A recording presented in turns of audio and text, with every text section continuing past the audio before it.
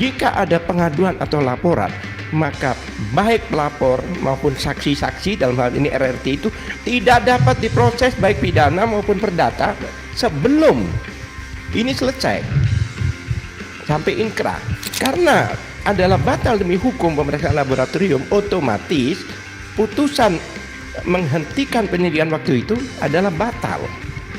Jika batal, ya kan, maka yang di Polda ini tidak bisa dilanjutkan, bahkan status tersangkanya harus dicabut.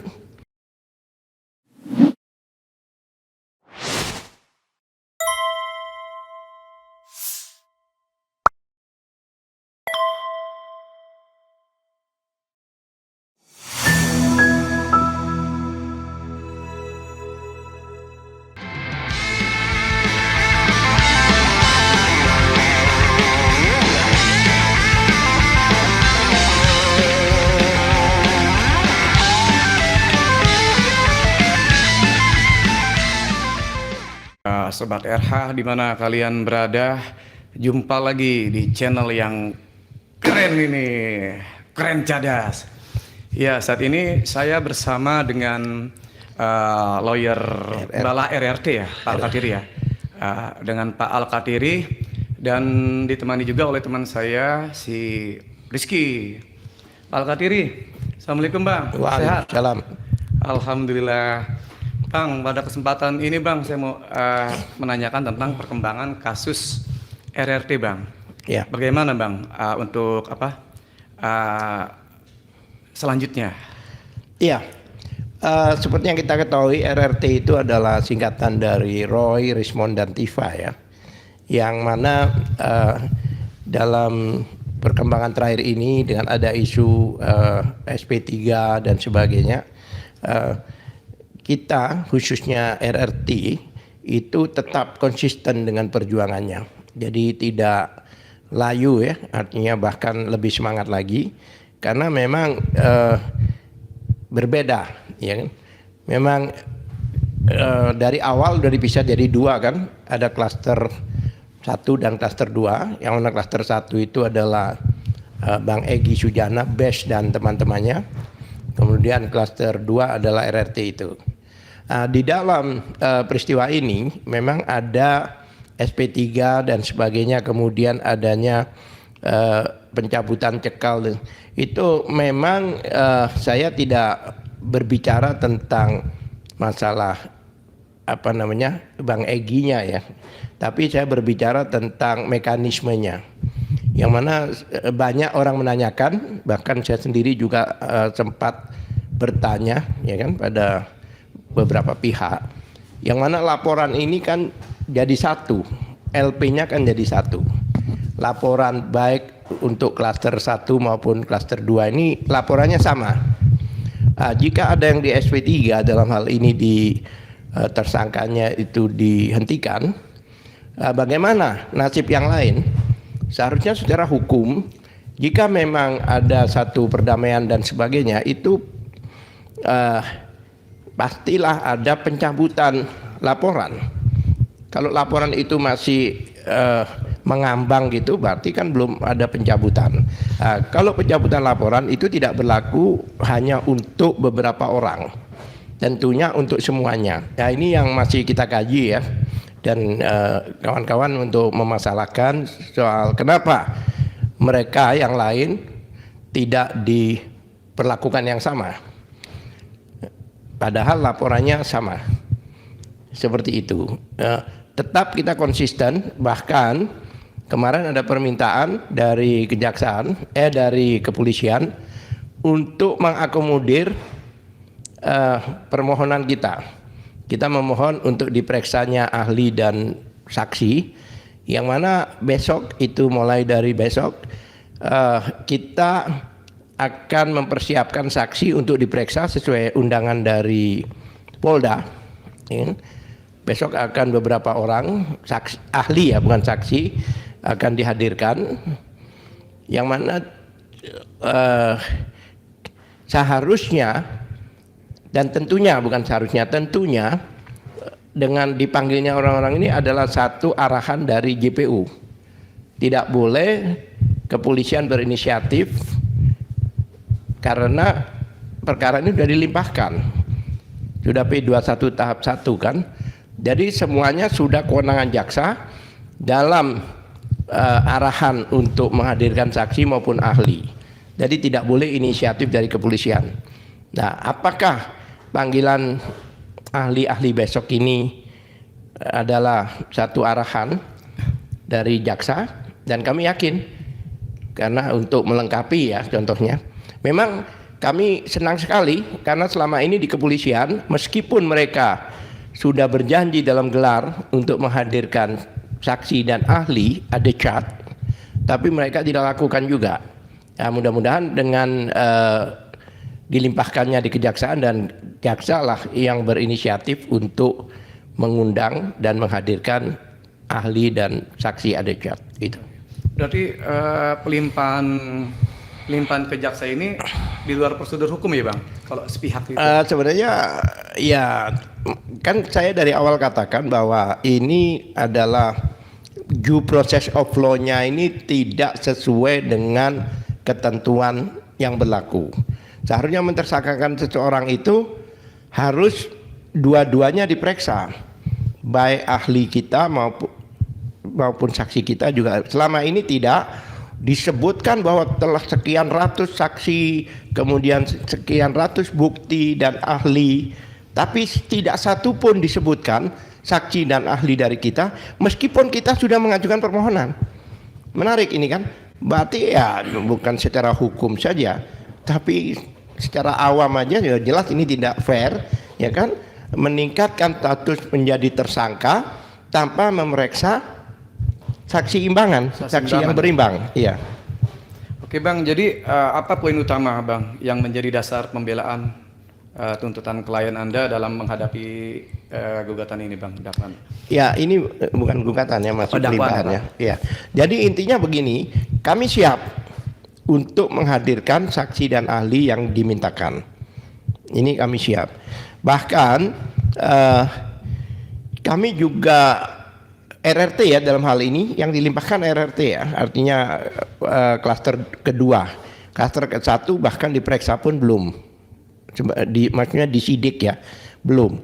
Ini klaster 2. Seharusnya kalau ini sesuai ketentuan yang berlaku, status tersangka bahkan terlapor pun itu tidak seharusnya. Karena apa demikian? Karena sebelumnya itu sudah ada laporan lebih dulu yang dilakukan oleh TPUA, yang mana 3 orang ini sebagai saksi pada waktu ke UGM. 3 orang yaitu RRT ini sebagai saksi, bahkan yang bertemu rektor, kemudian dekan, melihat dokumen-dokumen dan sebagainya, yang mana di dalam Undang-Undang Nomor 31 2014 yaitu Undang-Undang Pelindungan Saksi dan Korban, ya kan, mereka ini tidak dapat diproses karena apa? Karena sudah ada laporan lebih dulu, dan laporan itu tidak dapat dianulir yang sudah dilakukan itu. Bahkan pada waktu itu kan dihentikan hanya gara-gara diperiksa laboratorium yang dikatakan waktu itu identik, sehingga karena pemeriksaan itulah maka diadakan gelar perkara, dan di dalam gelar perkara itu mengatakan yang mendasarkan pada pemeriksaan laboratorium itu, maka dihentikan penyelidikan itu. Nah, kami tidak siap. Bukan kami tidak siap ya, kami tidak bisa terima. Karena apa? Karena yang dilaporkan oleh TPUA yaitu dugaan 263 264 KUHP baru, kemudian undang-undang sistem pendidikan, itu adalah delik umum. Delik umum itu tidak bisa dinegosiasikan dan juga tidak bisa RJ-kan, di restoratif justice kan, tidak bisa. Kenapa demikian? Satu, itu delik umum, bukan delik aduan. Kedua, semua pasal yang ada di situ, baik 263, 264 dan undang-undang, kalau nggak salah pasal 98 kalau nggak salah itu di undang-undang pendidikan nasional, itu semuanya hukumannya di atas 6 tahun. KUHP baru pun itu mengatur bahwa Yang bisa di RJ itu adalah yang hukumannya di bawah 6 tahun. Selain itu bukan delik aduan tapi delik umum, ya kan? Yang kedua lagi yaitu hukumannya lebih dari 5 tahun.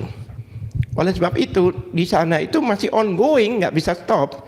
Karena kami waktu itu memasalahkan karena dasarnya adalah pemeriksaan laboratorium dan pemeriksaan laboratorium tersebut, ya kan, itu melanggar ketentuan yang ada, yaitu khususnya Perkap. Peraturan Kapolri nomor 10 tahun 2009 yang mana jika ada pemeriksaan laboratorium itu wajib, pasal 10 menyatakan wajib dipenuhi syarat-syarat itu dan syarat-syarat itu tidak dipenuhi. Jadi kesimpulannya apa? Bahwa pemeriksaan di laboratorium pada saat itu adalah batal demi hukum. Kalau batal demi hukum, maka yang dilaporkan di Barreskrim waktu itu tetap berjalan meskipun BES itu sudah dikatakan RJ ya, atau sudah dikatakan SP3 dan sebagainya. Ini tidak ada hubungan karena pelapornya pun bukan cuma BES, ada beberapa orang satu dan ketersangkaan orang-orang ini ya kan, ini berhubungan dengan laporan tersebut. Kenapa demikian? Karena ketentuan undang-undang itu, maka jika ada pengaduan atau laporan, maka baik pelapor maupun saksi-saksi dalam hal ini RRT itu tidak dapat diproses baik pidana maupun perdata sebelum ini selesai sampai inkrah. Jadi karena adalah batal demi hukum pemeriksaan laboratorium, otomatis putusan menghentikan penyidikan waktu itu adalah batal. Jika batal, ya kan, maka yang di Polda ini tidak bisa dilanjutkan. Bahkan status tersangkanya harus dicabut. Kenapa demikian? Karena proses di sana belum selesai. Tidak sesuai ya Bang? Tidak sesuai, karena itu berdasarkan undang-undang perlindungan saksi dan korban. Itu jelas. Nah, oleh sebab itu seharusnya Kejaksaan aware masalah ini bahwa ada undang-undang yang dilanggar, ada Perkap yang dilanggar. Oleh sebab itu Kejaksaan harus lebih jeli dalam melihat ini.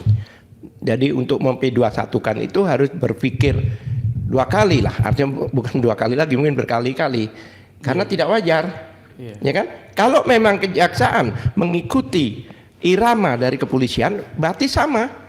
2 lembaga ini adalah melanggar undang-undang dan ketentuan yang berlaku. Jadi mau tidak mau Kejaksaan juga harus melihat posisi atau status laporan yang di Barreskrim, ya kan? Karena itu adalah amanat undang-undang. Ya. Ya, oke. Pak Al-Khatiri kan pernah bilang ya masih ada laporan Jokowi di Barreskrim yang masih berjalan. Iya. Nah, sebenarnya seberapa besar laporan ini jadi momok bagi Jokowi dan apakah ada kaitannya dengan pertemuan Egy dan Jokowi? Ya, makanya banyak orang mengira ya kan mungkin dalam kemarin ada RG dan perdamaian dengan BES dan sebagainya itu adalah karena kita lawyer yang saya pernah bahkan sebagai lawyernya Egy Sujana ya, BES ya. Ya kan? Yeah. Kenapa saya tidak bikin statement? Karena memang BES minta saya tidak mewakili beliau di media. Saya sebagai lawyer, makanya saya tidak buat statement karena beliau sudah bikin konferensi pers disampaikan pada media bahwa semua omongan, semua statement yang dibuat saya, ya kan, sebagai lawyernya tidak mewakili dia. Oleh sebab itu saya tidak banyak komentar karena memang sudah sebelum peristiwa ini ya kan, pada saat itu. Jadi saya tidak mau masuk ke arah masalah apa yang mereka bicarakan, apa yang mereka lakukan, berdamaian apa itu saya tidak mau masuk ke sana karena itu bukan kewenangan saya. Iya. Dan juga kan kemarin DHL ngaku kasusnya sudah di SP3 ya. Apakah ini ada kaitannya dengan pertemuan kemarin juga? Dan gimana prosedur SP3 yang sebenarnya kok terkesan ini sangat ya kalau prosesnya. Saya bicara SP3 saya nggak bicara soal BES ya. SP3 ini kan harus ada ketentuan. Kalau memang istilahnya itu rujukannya itu adalah RJ dan KUHP yang baru, itu ada ketentuan bahwa yang bisa didamaikan ya, berdamai melalui RJ itu adalah tindak pidana yang hukumannya di bawah 5 tahun. Sedangkan di pasal-pasal kemarin itu ada yang pasal yang di atas 5 tahun. Contohnya 160 ya kan. Kemudian 28 ayat 2 dan sebagainya itu. Ya, berarti seperti ada perbedaan penafsiran berarti ya Bang Iya, Al-Fatih karena ya? begini, karena dengan banyak orang yang belum memahami yaitu KUHP yang baru ini. Masih banyak yang belajar karena bukan hanya perubahan aja tapi pasal-pasalnya itu berubah. Jadi banyak yang orang belum paham ya kan. Nah, mungkin itulah salah satu kenapa yang membuat dan satu hal lagi bahwa penyelesaian perkara melalui RJ ya kan itu ketentuannya dikeluarkan kemarin kalau nggak salah surat edaran ya dari Mahkamah Agung nomor 1 tahun 2026 bahwa itu harus ada penetapan pengadilan. Jadi dan tidak secepat itulah karena masih ada harus penetapan hakim. Itu seperti itu. Rizky mana ya? Jadi untuk sekarang ini yang seperti kita tahu Pak, pelaporan ini kan Jokowi itu mengenakan pasal KUHP baru atau lama Pak? Yang mana? Laporan yang mana? Ke RT. Itu pakai yang baru. Tapi karena ini dalam proses masih belum masuk ke pengadilan dan sebagainya, maka bisa menggunakan KUHP yang baru. KUHP yang baru, iya. Saya pikir KUHP yang baru itu sama lah, hanya pasal-pasalnya aja yang ganti ya kan. Memang ada ketentuan restorasi justice dan sebagainya di situ perdamaian, tapi namanya perdamaian itu ada syarat-syaratnya seperti saya katakan tadi, nggak tiba-tiba gitu loh ya kan. Tidak semua tindak pidana itu bisa diselesaikan dengan damai. Contohnya tindak pidana umum ya, contohnya pembunuhan, masa mau damai? Korupsi, masa mau damai? Ya kan. Jadi tindak pidana yang bisa didamaikan ini tindak pidana yang berhubungan dengan individual ya, perorangan, atau bisa dikatakan juga termasuk delik aduan. Itu yang bisa di RJ ya. Oke. Dan itu Bang gimana Pak Al-Katiri memastikan klien Anda mendapatkan hak-hak hukumnya secara adil tanpa adanya sentimen geopolitik yang mempengaruhi objektivitas kasus ini? Ya sebenarnya kalau memang dilakukan secara fair, otomatis dengan adanya perdamaian ini berarti kan laporannya dicabut. Dan laporannya itu untuk 8 orang itu 1. Nah kalau dicabut ya seharusnya berlaku pada semuanya. Seharusnya semuanya harus di SP3 dong. Iya. Kalau itu konsekuen untuk menjalankan ketentuan yang ada. Berarti bagaimana orang hanya laporan yang sama, oh yang ini berarti nggak bisa di-split gitu ya Pak Al-Katiri? Ya memang laporan yang dilakukan oleh Jokowi ini tidak split, 1. Laporannya 1. Dan juga kan jujur aja artinya kan ini kan 2 ya, artinya yang lapor ini kan bukan juga Jokowi dengan yang lain. Apakah juga ada perdamaian dengan yang lain, apa saya tidak tahu. Ya kan? Memang saya tidak banyak memberikan komentar karena dari awal sebelum ada peristiwa ini ya kan, BES juga mengatakan saya tidak mewakili yang bersangkutan untuk berbicara dengan media, dan itu sudah di press conference kan.